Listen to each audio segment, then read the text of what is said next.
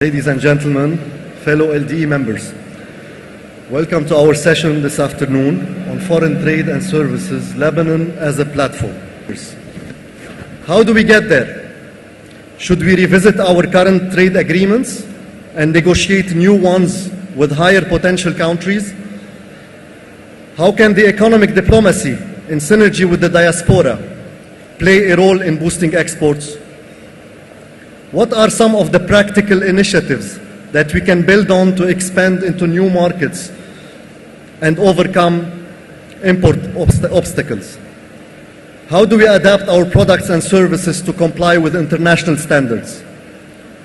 How can we focus not only on products, but also on exporting services and technologies to the world from a land abundant with talented youth and high standards of education? Another continent, North America. Mr. Sam Abu Jawdi is the president of MadenLebanon. He has over 25 years of experience in corporate America and is an expert in the marketing and distribution of Lebanese fast-moving consumer goods. So despite the large scale of the North American market, the export from Lebanon to the US is insignificant. The way I looked at it, the numbers I have seen. How do you see the real potential, and most importantly, in North America, what are the obstacles that we need to overcome? We always knew that this is a big-scale market for ethnic food, for example, or any other type of goods that Lebanon can export. What is the trick? Why aren't we meeting that potential? Thank you, Ayman. These are very important two questions. Today we have an amazing window of opportunity in the FMC business in the United States. If we don't seize the moment today, our neighboring countries will, and actually they're already claiming that they make the best Lebanese products and they're making money from our identity. I want to share with you a few quotes from big American entities. One's called Whole Foods. It's the biggest retail chain in the US. They published an article last year saying, don't be surprised if you don't see friki, za'atar in American restaurants. Another big publication is called Specialty Foods USA.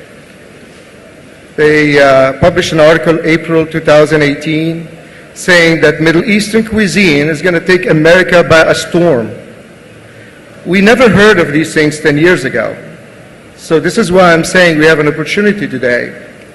When we talk about Middle Eastern cuisine, I think of Lebanese cuisine, because Lebanese cuisine is on the top of the pyramid, and then comes the other countries in the area. I want to share with you some numbers. The United States consumes $1 billion in olive oil every year, and they import 43% of it. Condiments like dressings, for us like fattoush dressing, all kinds of dressing, pomegranate molasses, they import $2.6 billion a year. Halal foods. We never talked about halal foods before. Today, halal foods in the USA is $26 billion and is growing $1 billion a year. The wine industry, which everybody talks about every time I visit Lebanon, by 2022, Americans will consume $44 billion in wine, and they import half of that. So, do I see an opportunity, Ayman? Absolutely. If you take 5% of this, that's almost $2 billion in revenue for our country here, if we can reach that. But we need to invest in our infrastructure, we need to put money in our factories to do so. And it is doable. Now, what comes to obstacles, there's 3 obstacles that I see on a regular basis in the USA and Canada, because this is what I cover. First one is the RSP, retail sales price. It seems like many Lebanese manufacturers don't do any feasibility study when they start creating a product. For example, when they make a product, they don't understand or they don't do any studies if the American consumer is ready to purchase this product. So constantly we become overpriced because they are competing with another similar product in the market that is established. So there's no feasibility study. The second thing is labeling system. We need help with the labeling system. American consumer or even European consumer is a single-minded track consumer. He doesn't have time to think. If it's not there in front of him, he's going to pass. He's going to go to the next product. So our labeling system is not clear for the Western consumer. Now the third one, which is encompassed the last two, is they don't understand or they don't do a study on the consumer behavior.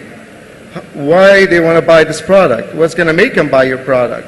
So they just make a Me Too product and throw it in the market. Today I'm talking about mainstream. It's because it's 90% of the business in the US and the ethnic business is 10%. And we don't have a lot of presence in the mainstream. So this is where is our growth. And mainstream means American supermarkets, of course, and ethnic is the Middle Eastern supermarkets. So this is where the issues are today, and we need help with them. But are they impossible to do? No, they're easy to accomplish. We just need to put our heads together and bring some experts, international experts with local experts, put them together, create a task force, and fix these issues. And they can be fixed within 6 months, not more than that. And that's based on what I'm seeing in the market today.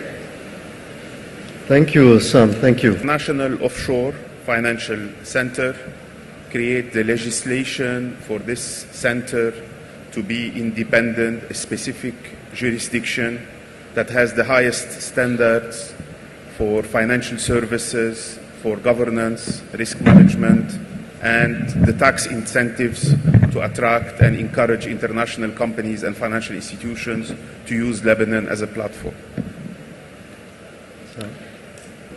Actually, what we need to do immediately is help build confidence with our manufacturing. The Western world looks at us that we don't have any standards, and that's been the biggest obstacle. So I have put a program together called Lebanese Manufacturing Modernization Act, LMMA. This is an acronym that the Western world can understand and relate to and can help our industry simplify things and put them on the right track to build this confidence. This is a program that does not penalize the participants but reward them if they decide to choose to be part of it. It is a program created with the collaboration of an FDA consulting firm that is willing to come to the US and help us do all these things. And I think, in my belief, if we can adopt FDA regulations and some of the European regulations, we might get the help from US aid or European aid. Because when they see that we are trying to follow their systems, they get excited about purchasing our products because they really don't understand what we're doing. And every time I take a manufacturer from Lebanon, the first thing they ask me, are they HASP? Are they ISO compliant? Are they FISMA compliant? Do they understand these things? So every time I take a manufacturer from Lebanon, it takes me 6 months to get them up to speed so they can enter the US. So I think this is a program that can help our industry get up to par and build the confidence in what we're doing every day.